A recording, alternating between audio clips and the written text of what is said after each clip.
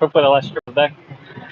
And I just realized I'll have to change the wording on the headline because of or the title. Because I just want to go over that have served me. I think have served me the best. In my journey.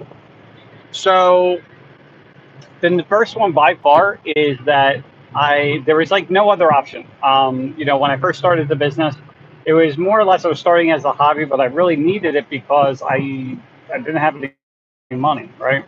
And so not really having another option of just like I couldn't just not do it, right? Um, so that was number one.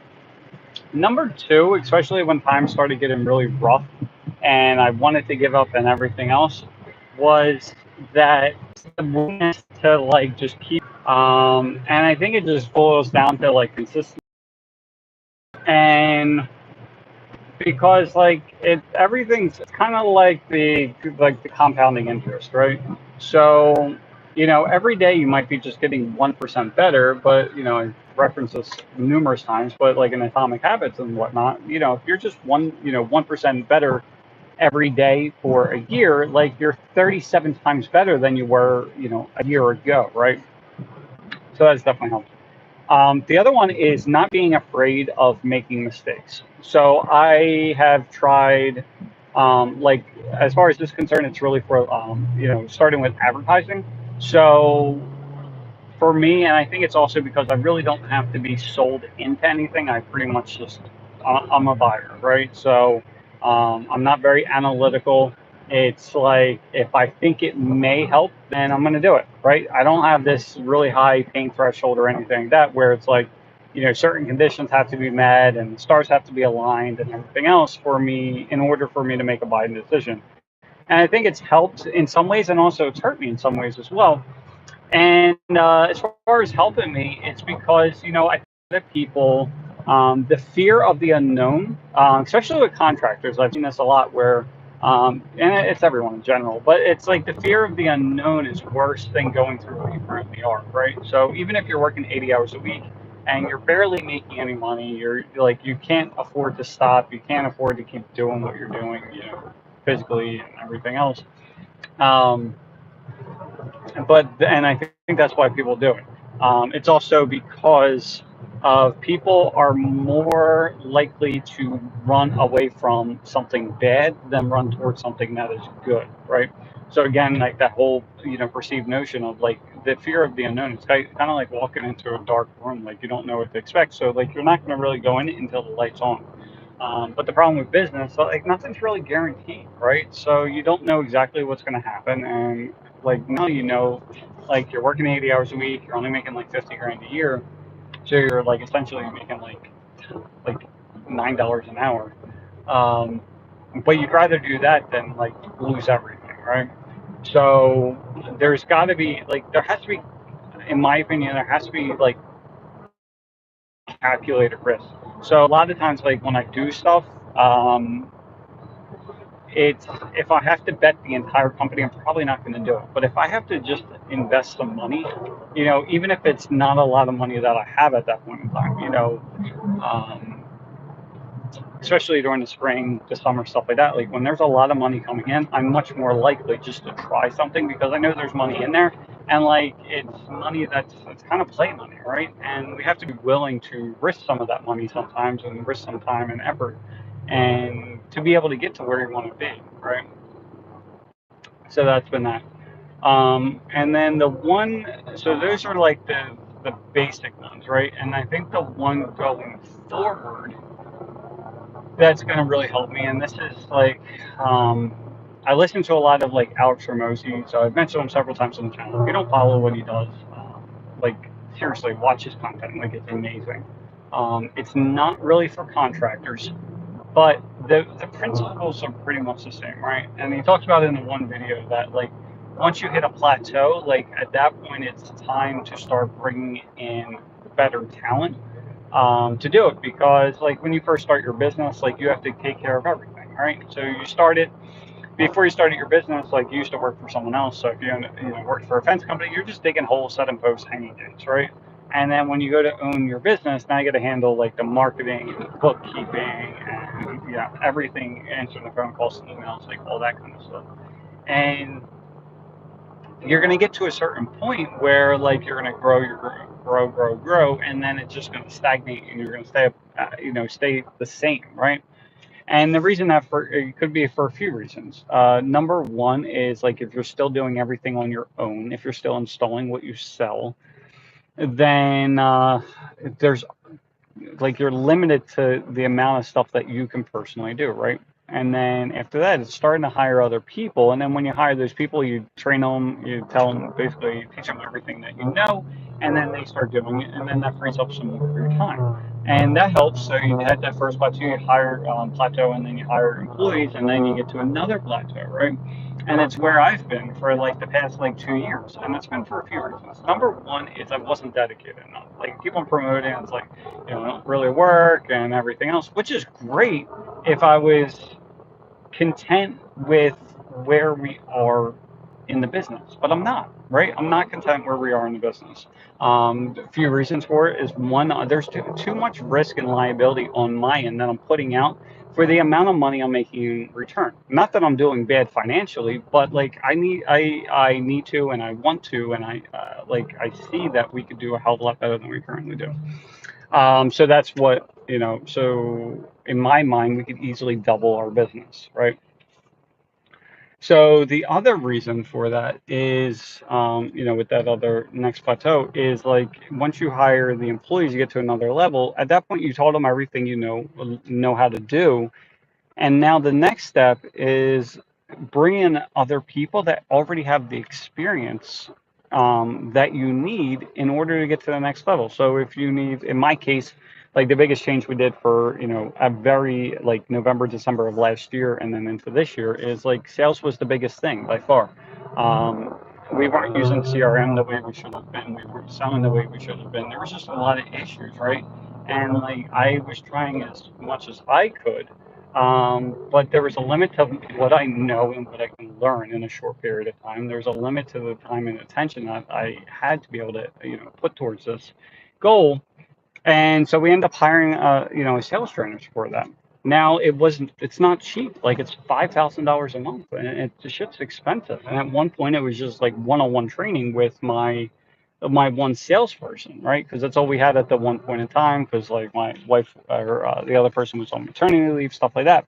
So now it's more of training like four people because we have two actual salespeople, and then we have one that's like kind of like a phone rep, and then we have one that handles all the follow up. So now it's like this person's helping like train all that. So that was the next step, and we did better, right? So our numbers are slightly better than they were last year. Like profitability wise, we're much higher. We're like 120 grand higher this year than we were last year. But that's also a major part of it is because we booked one really big job that was like $50,000 in profit, which is huge in the fence industry, right? Profit, not like total job size profit. And so we got in slightly better, but same thing. We leveled off. Now, if we would have brought this guy in last year, I think we would have done a hell of a lot better just because I talked to him in the other video, but there's a lot of headwinds against us, right? So last year, there was tailwind. Headwind is like wind coming at you, like think of like sailing, so it's harder to go forward. And then when the wind's at your back, it's tailwind. So like it's propelling you forward, right? So last year, if we would have had the salesperson, it would have made a hell of a lot a bigger difference because there was all the free money out there, right? So there was, we're typically just say $2,000 higher than someone else, just say 20% more. So if we're charging 10, they're charging 8 grand. And, it was easily justified for these homeowners last year because they were getting all this free money. Like everyone was. Like it was ridiculous. And so if we would have had them last year, it would have been a huge, huge difference. I wish we did, but we didn't, right? And I probably, honestly, even if I paid that guy for 5 grand a month, so I paid him 60 grand, I guarantee we would have easily made like 150, 200,000.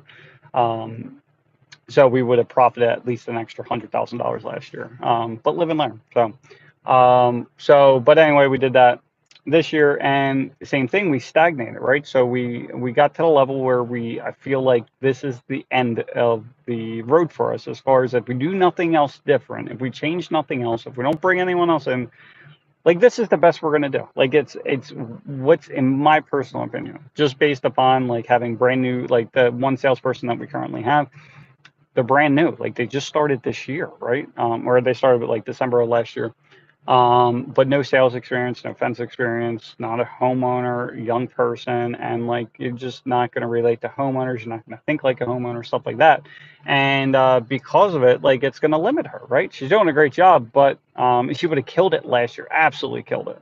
But it's not last year, right? And we have this recession coming up, so it's going to be more difficult, right? So the next step for me is I brought in the sales trainer, but he's training people that are new, right? So they started as a 1 because they have no experience, no nothing, and he probably got them to a 5. They're like pretty good, 5, 6, somewhere around there. Well, the next step for us is we just brought in a sales guy, and so today's Saturday, so Monday he's going to start making his first calls, and so this guy has 10 years of sales experience, right? So this is the next level.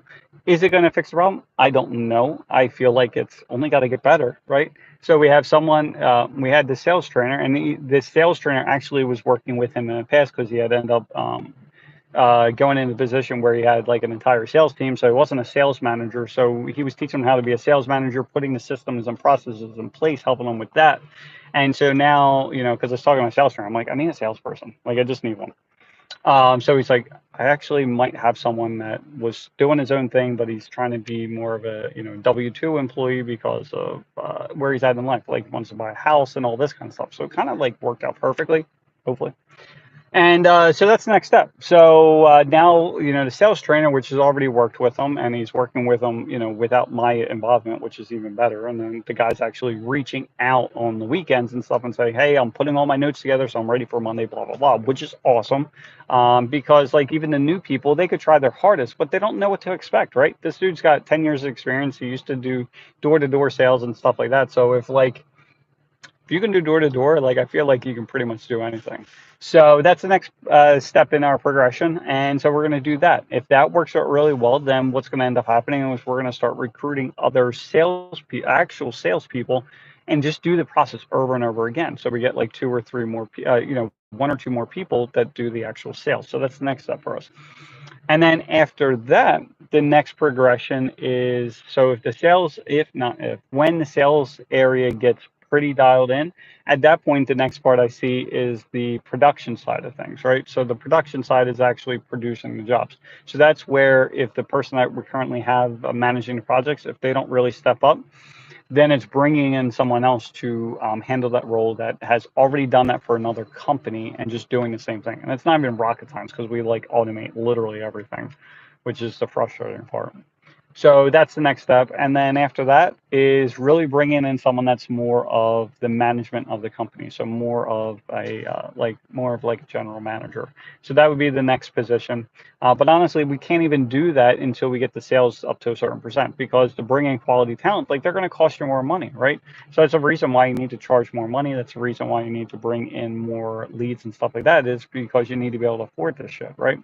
And again, going back to Alex Hormozi, he talks about like, level 10 talent only is attracted to level 10 opportunities. So if you're just a fence company and you're only trying to get to like $1 million in sales, well, you're not going to be able to bring in this superstar salesperson. Like, you're going to be able to bring in someone pretty good from the industry, maybe, depending on how you pay them.